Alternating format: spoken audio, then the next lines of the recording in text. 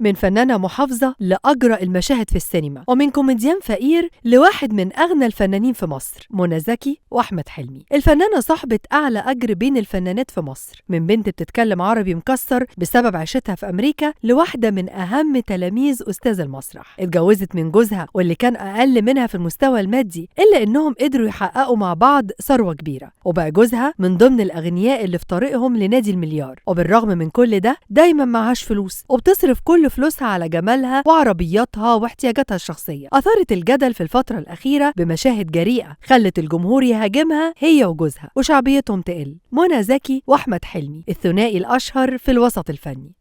بالرغم من انهم كانوا بيعانوا في بداية حياتهم من مشاكل مادية كتير، واحمد حلمي كانت حالته المادية على قده، لكنه كان شخص مسؤول وكان بيشتغل وهو في الجامعة، ومر بظروف صعبة جدا لدرجة انه كان بيعدي عليه ايام ما كانش بيبقى لاقي جنيه يصرف منه، وكان يدوب بيعرف يدفع ايجار السكن المشترك اللي كان قاعد فيه مع اصحابه. لكن ربنا عوضه وبقى واحد من نجوم الكوميديا في تاريخ مصر، ومن الدنيا ماشية بظهرها للي الزهر لعب معايا، وقدر حلمي يوصل لحلم المليون. ومن بعدها بدأ في تكوين ثروته، والأخبار بتقول إنها عدت ال 800 مليون جنيه. إنما منى زكي ورغم إنها تعتبر من أعلى الفنانات في مصر أجراً، إلا إنها بتصرف فلوسها أول بأول وما بتقدرش تدير فلوسها بشكل كويس. أحمد ومنى ذمتهم المالية منفصلة، وده عشان كل واحد عنده الحاجات والالتزامات اللي بيحب إنه يصرف فيها غير التاني. حلمي عمره ما كان يتخيل إنه ممكن يبقى معاه ملايين زي اللي معاه دلوقتي، وقال إنه في واحد من اللقاءات التلفزيونية إنه لما راح يتقدم لمنى قابل أبوها وحدد له الشبكة اللي هو عايزها، وقال له تعالى كمان سنة ووريني أنت عملت إيه. وفي الوقت ده حلمي عمل فيلم 55 إسعاف، وبعدها جاله إعلان كويس جدا وقالوا له تطلب أجر كام، فبشكل تلقائي افتكر رقم الشبكة اللي أبو منى طلبه منه ورد وقال نفس الرقم.